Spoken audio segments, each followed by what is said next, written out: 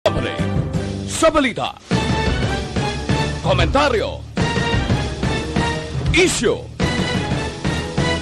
serbisyo publiko.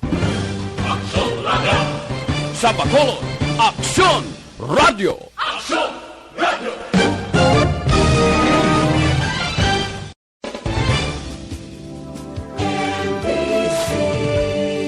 Manila Broadcasting Company.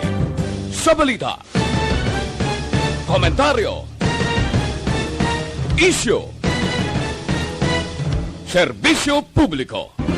Aksyon Radio! Sa Bacolod, Aksyon Radio! Ang tanan ng mga top stories, interviews, kontrobersyal kag big-time events, fast-paced delivery of news, hard-hitting commentaries, babatian diri sa Aksyon Hotline. Aksyon Hotline. Aksyon Hotline. Examining major news stories and issues being debated in a marketplace of ideas, public affairs, and current events. Coverage and commentary. Aksyon Hotline. Kapisanan ng mga broadcasters sa Pilipinas. Golden Dove Awardee for Best Public Affairs Program. Aksyon Hotline. Aksyon Hotline. Aksyon Hotline. Sa liwat mga agaraman sa aton nga magka-aksyon, welcome na diri sa inyo palatuntunan Aksyon Hotline. Karon nga adlaw, Lunes kita, Setyembre 21 tuig 2020. Aksyon Hotline. Kumusta ang mga kaaksyon laton sining maulanon nga tiempo ang Metro Bacolod humalin pa kagabi nga nag-eksperyensya sa pagtupa sang ulan. Aksyon Hotline. Pero ang bilog nga probinsya, kumusta way sang pagtaas sang tubig, bangod man sining pagtupa sang ulan. Kagabi medyo may ara pagdamol, pero subong nga aga hindi gid man masyado no pagtupa sang ulan. Aksyon Hotline. Kumusta na ihan naman nagabantay dira sa Corazon Locsin Montelibano Memorial Regional Hospital ang mga pasyente nga may panibago nga regulasyon nga ginpapanaog ang ospital. Oy, may ara pa bala dira sa mga nagapabilin nga nagabantay sa gwa lang, way balagyapon ini sila gintugutan nga magbantay sang ila pasyente. Aksyon Hotline. Mga kaaksyon naton nga nagamonitor na sa bilog nga kalibutan o kutob malabutan sa ngaton sining nga broadcast bangod nga Aksyon Radio Bacolod. Hindi lamang kita available sa on-air, kundi ara man kita sa online sa may mga paryente himata nga may ara dito nagatrabaho o kung ang iban dito na nagareside sa guwasang pungsod Pilipinas. Pwede niyo sila mapahibalo nga babatian ng Aksyon Radio Bacolod basta may ara lang sang available nga internet connection. Aksyon Hotline. Pwede gid kami ninyo bisitahan pagi sa Facebook page sa Aksyon Radio Bacolod. Ara dira ang link sa tanan nga mga public affairs program. No, available kami dira. Hindi lamang sa Facebook kundi available man kami sa YouTube. Aksyon Hotline. Welcome to the show. Sa aton nga magka-aksyon ang aton sining countdown 95 kaadlaw na gid lang ang nabilin bago naton bago kita magselebrar sa adlaw sang Pasko. Aksyon Hotline. Mayara man 102, 102 days antes naman kita mag-bid goodbye o magpaalam sa tuig 2020. Aksyon Hotline. Hindi lang ni may baluan mo. Daw pamatyagan ko, daw ginahunos lang mga inadlaw. Daw kada adlaw ang inuras.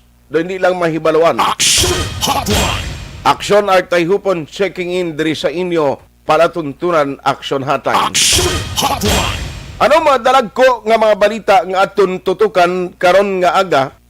Ariyo, i-check tani bala karon kay ang balita nga ang kundi ang sunod sa Bacolod, nagtukod kita sang Emergency Operations Center nga ang nagapungko dira kag lead amo ini si Councilor M. Ang si City Administrator M. Ang.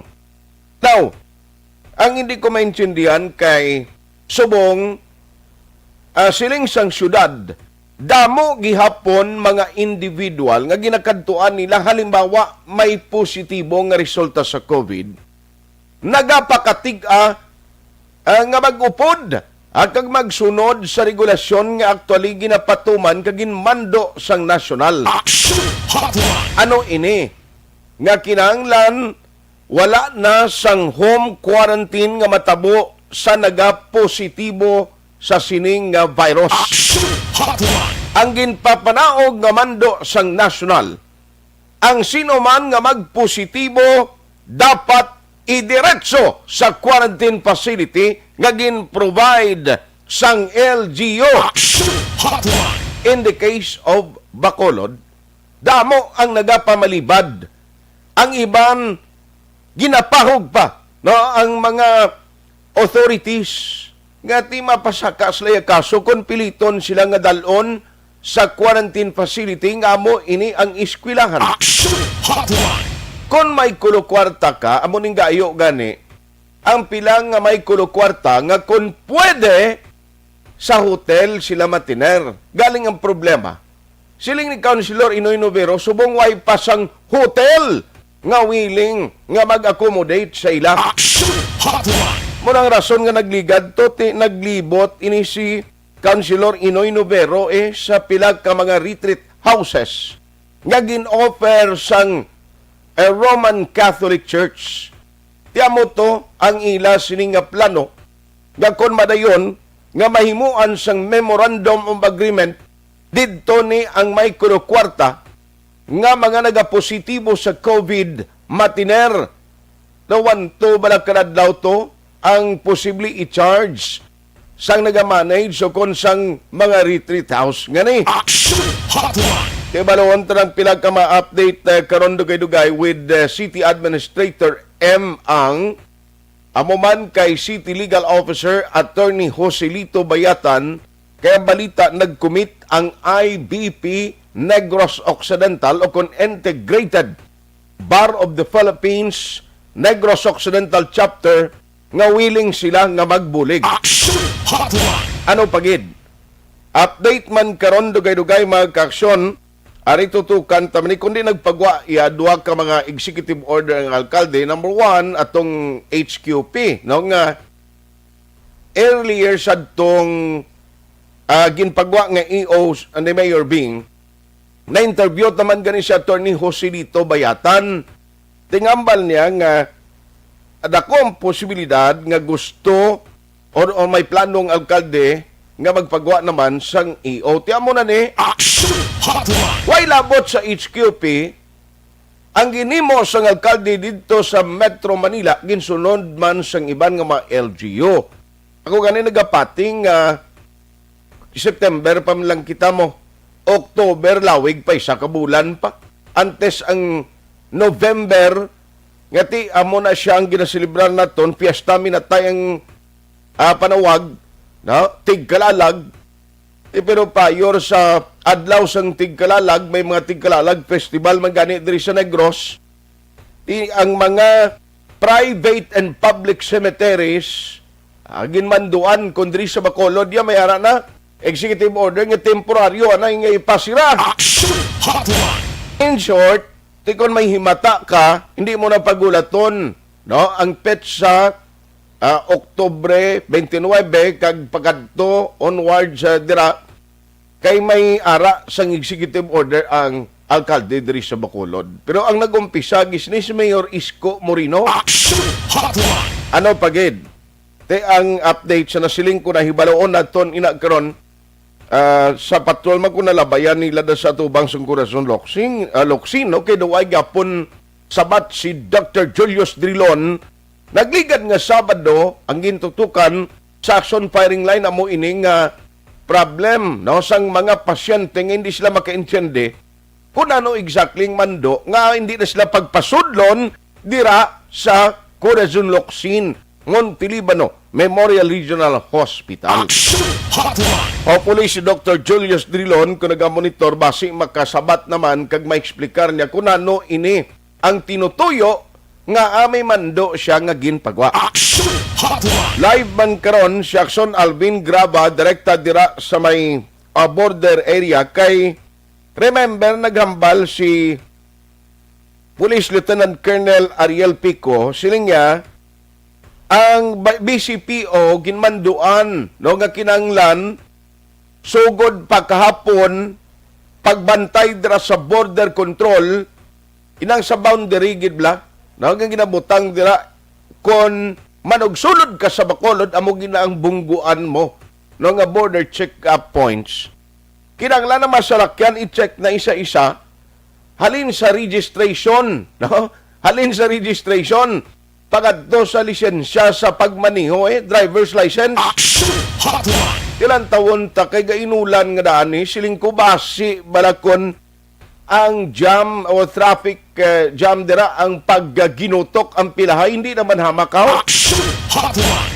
amoy na so parang pinagkamadalag ko nga mga balita nga aton tutukan nagkaron nga agad diri sa inyo para tuntunan action hotline ano niyang balita iyo sa Cebu may na-recover dito nga shabu no may na-recover sa operation shabu ang nakuha daw mga 47 million something uy sanggin pa mangkot balang na tikma ginambal niya siling niya ang dala ko nga shabu ang ginkuhaan ko ini halin dito sa San Carlos City Negros Occidental Action Hotline. daway man di laboratorio sa aton butang balon diri naman liwat ginpagi di nagalin nga Staxman nga naggalin pa diri sa Negros Occidental Action Hotline. San Carlos City ang ginambal diri sa sindikato nga nadakpan no ay grabe butang balon ang illegal drugs sa Negros hindi gyapon ni matunaw damo gyapon kon hindi sila magkalusot sa operation ti didto nila ginapalusot sa Cebu do kay strikto man subong sa mga puerto Action Hotline. ayos mada sa parang pilag kamadalag ko nga mga balita nga aton tutukan diri sa inyo palatuntunan action hotline Action Hotline.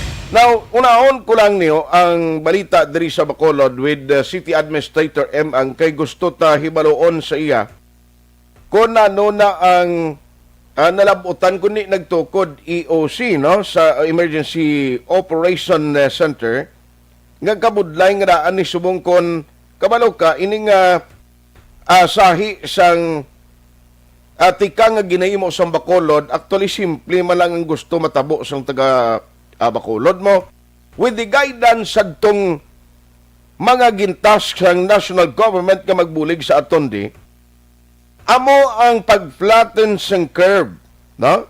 Ang pag-flatten sang curve sang COVID-19.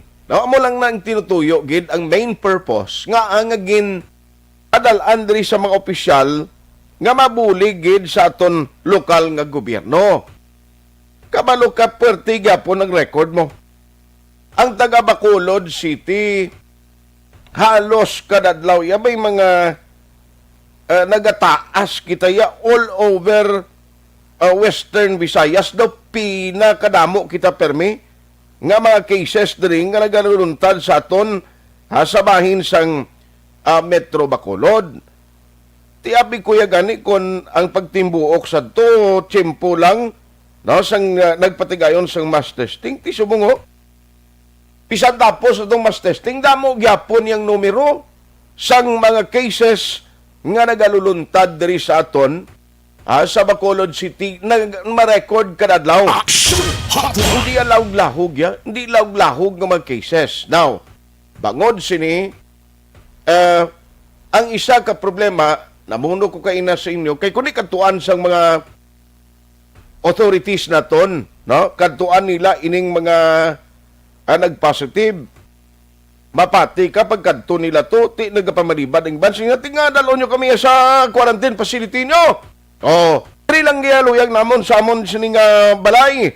Ti galing kabalo ka, may order gani sa bahin sang national nga kinahanglan dapat ang tanan nga nagapositive hindi na magtiner sa ila sini tagsa ka mga puluyan. Wala na sang home quarantine. In short, tikon wala na sa home quarantine, dapat dito ka sa eskwelahan matupa. Dito ka sa eskwelahan dapat mag-tiner samtang nagapaayo kay buligan ka man sang gobyerno. Galing rason sang iban tibudlay to. Unsa eskwelahan kami basi maglala pag ginangamon ginabatyag. Action Hotline. Damo sa mga negatibo balag nga mga ginapagwa nga mga statement amo nang isa gid ka problem.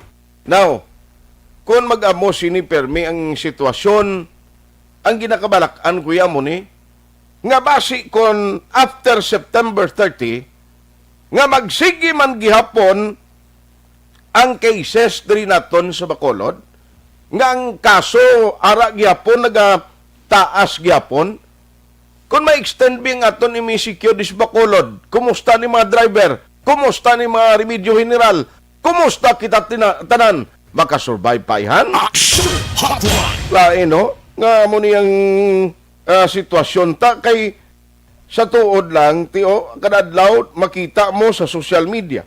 May nagapost, siningyabaw ako positibo sa COVID. Tining kakita sinaiman. May nagapaybalong dalalon ako sa quarantine facility.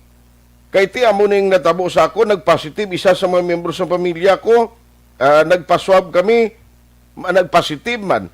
Ay kalahain, siling ko doon na budlayan man ang ibisan ng EOC sa pagkontrol sa problema sa COVID ri sa ato now. Action Hotline.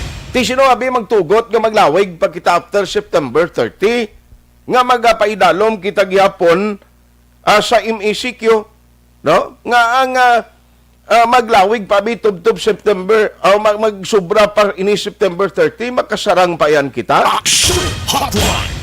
Sige. So si Attorney Novero na lang akson Dors kundo lang gid si City Ad Angkay tani amo maning tiyempong mapabangkot ta sa iya kung nanon ang status bala sadtong way isang nagpalapit sa office ng City Administrator sa Committee on Health kung ano ang sitwasyon sa mga residente diri sa area sang Corazon Locsin ang mga nagabantay sa pasyente.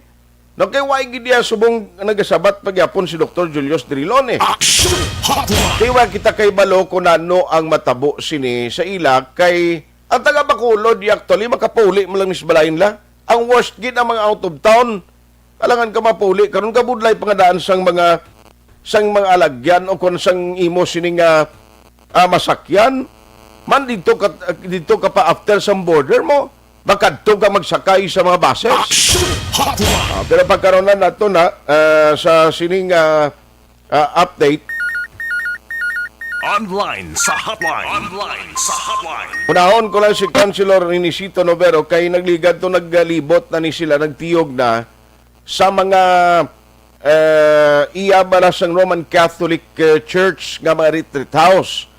Ambot ko na kompleto na tungkag na matabo sini mapermahanay na kay kung natawon na ton ining mga nagapamalibad nga mo ni ganing rason nga ngayo ang EOC sambulig sa IBP kay hindi sila yung mag-upod kag hindi sila yung mag-home quarantine ang lain pangiban way ga panugid bala nagasulat sa mga information tuhoy sa ginakuha ginagather sa ilat mo ng rason nga lain-lain yung mga information sala ang data ang ginahatag, galing sa cellphone number, pagkadto sa address nila, pagkadto sa ngalan, tiding kakita sila. Sino ginainto mo? Hindi lang kay syudad, kundi pating kaugalingon kag pamilya mo, mabutang ni sila nga lang. Joining us this morning, Councilor Inisito Novero. Councilor, good morning. Good morning, Action Art. Bilog nga staff of management sa Action Radio sa atong mga palangga. Maukot nitong palamati ngayong aga. Aha. At maulanon nga adlaw. Dani man ka maulanon gisang tiyempo na to, no? Anyway, sir, kumusta una bes unahon ko lang tong update sa imong paglibot ng ligad pag actual gid no nga ocular inspection o kon pag bisita sa mga retreat house, ano nang update sa to? Well, katuan naman actually, ang mga pila ka eskwelahan, pati naman lang ang ating mga public schools, kagintan-aw kon fit for purposes of isolation. Okay. Maayo gid nga mga lugar. Mm. O galing ginanglan pa naton ibutang sa nagkakaiko na memorandum of agreement Okay. between the Roman Catholic Church and the city of Bacolod. Mhm. kay isa sa mga technical issue may iban to like ang sa Don Bosco daw but kung that is under the Roman Catholic Church kung lain na order. So, may Okay. alam na sila yung mga order mo. Gani man. Jesuit, Augustinian, they do not fall under the diocese. Okay. So isa na nga amon i-press out. Aha. I hope we can do it today or tomorrow. Yes, Counselor. Now, ari ba lang problema sa Bacolod, subong kay kahapon, ambot ko naka-attend ka to sa meeting, upod sa taga-IBP, kay City Administrator M. Ang, kag City Legal Officer Attorney Joselito Bayatan, kay damo ginagyapon ang cooperative nga mga Bacolod non, Counselor? Well, wala ko naka-attend sa meeting. May ara kasi ito, mga ginitang libot man. So, an issue. Yes. Ini ba lang mga uncooperative nga mga Bacolod noon nga siling ko isa sa makasolve tani na ni kay damo ang luyag nga hindi sila yang magsunod sa ginapatuman nga quarantine balang nga kinahanglan way na sang home quarantine kinahanglan dito na sa quarantine facilities ng city. Tingiban hindi sila magupod kay siling nila nga makadto kami sa quarantine facility to iya kaya mo ni gani gurong luyag nila Councilor nga may ara sang tiniran sila like sinikon madayon ang mga retreat house. Pero based sa inyong mga discussion, damo gid man gyapon hasta subong sir. Ang way gid ya hatag sang insakto nga mga names, information and data sa aton sining sa aton sining syudad sa mga otoritista. Now, actually, Action Art, being a lawyer, I am aware na for every point of law, kada isa ka abogado may ikakalain na opinion. Okay. Except nagid lang kung may ara na sa definitive nga decision na napapanaog ang ikakataas nato nga hukuman ang Korte Suprema. This will become now the conclusive basis for every legal issue. No? Ang isa na issue is whether or not ang isa hindi mag-cooperate na tao na na-infect sa COVID-19, pwede na siya ma-filean kaso o ma-arrestar, or does he violate the law? And what law does he violate? Ako yan, let me, with all due respect to other legal opinions, let me advance and suggest na itanawon nila especially ang section line sa paragraph D kag E. Sa paragraphs D kag E, section 9 sang Republic Act 11332 na nagligad na ng atuig na papasaran. Okay. Kay ina mismo nga lay very very clear na nagamando na sang na nagadeklara nga ang mga prohibited acts. So section D kag section E na nga law ang isa sa mga prohibited acts mo ang natawag non-cooperation and non-responding. Okay. Sang isa ka tao nga hindi mag-cooperar at hindi mag-respond sa mga ginatawag measures ng gobyerno in cases of communicable and notifiable diseases like COVID-19. So, in other words, ang isa ka tao nga hindi mag-cooperar, nag-violate siya ng section sa nasuguan. Kung nag-violate siya ng section sa nasuguan, then he is liable to be penalized under the law. May penalty na criminal na sa, in other words, na act. If it is a criminal act, then ang isa ka tao nga blatantly refuses to cooperate, therefore is in flagrante delicto. Kung silingon, he is actually committing a crime. And if he is actually committing a crime, he is subject to arrest. You get the point?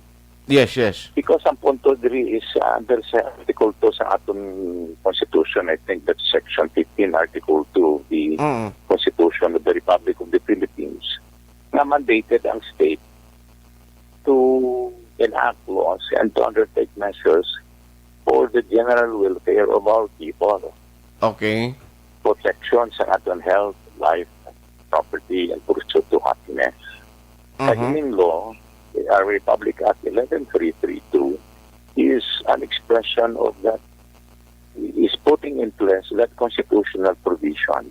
Karon, kung ang tao, ang dili sa Pilipinas, Filipino man siya o hindi, but he is in the Philippines, Okay. he is therefore mandated to obey the law in the Philippines, and that law includes Republic Act 11332 nga nagamando nga kung may mga pandemic, may mga emerensya katulad sini, kinanglan mag-cooperate, mag-respond. Under Section 7, sina nga law, kinmanduan ang presidente da nga makadeklarar siya sang state of health emergency sa bulog ang pungsod.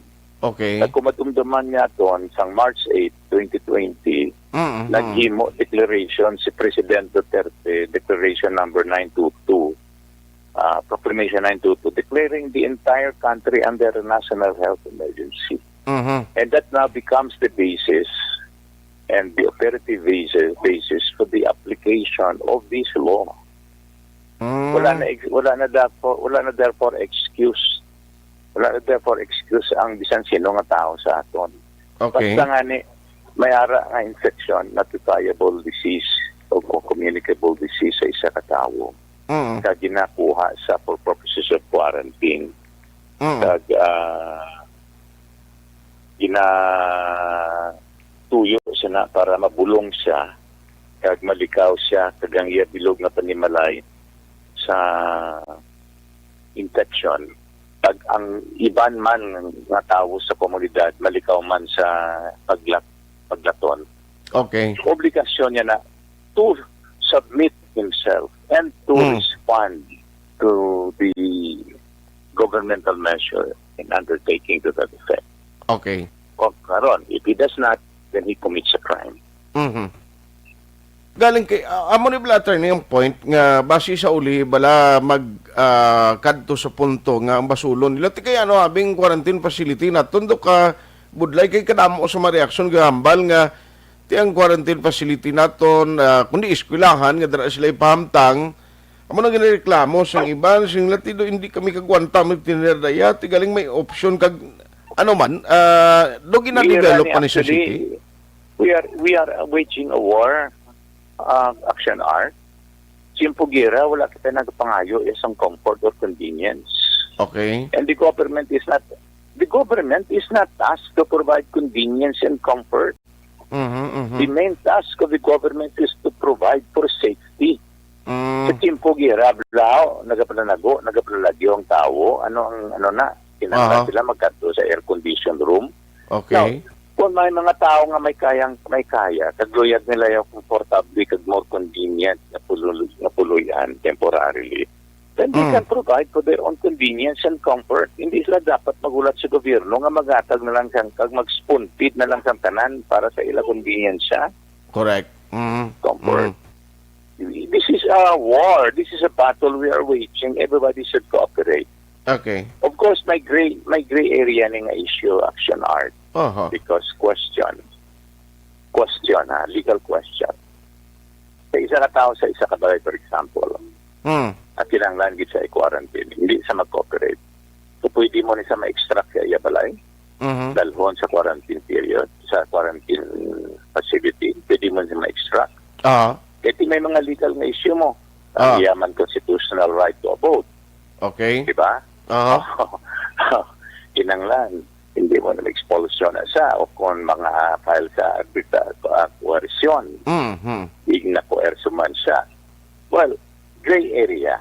But then I am in a position that from the viewpoint of the constitutional mandate that the state is called for, and in fact, Alas 8:33 na. Nautod ang linya ni Councilor Attorney Renisito Novero. Para kayong ginadiscuss na sa inyo subong ining pagpangayo sang EOC no sa IBP sa Bulig. Attorney, sorry Councilor, nautod ang aton linya sir. You were saying well ago. Under the present situation, the general welfare clause of the Constitution and the police power of the state must prevail. Kaya ang ginatanaw di ang kabilugan, hindi lang ang isa ka tao o kung ang isa ka pamilya. Ang Okay. kabilugan. Aha. Ah. Yes, sir. But since nga subong nakita naton active ang EOC meeting, daw halos kada adlaw may meeting si General Mel Feliciano o podera sa mga city officials naton. Sir, ang isa gibla nga worry ko mo ni nga everyday may ara gyapon tag 80 plus, may ara gyapon gibla yan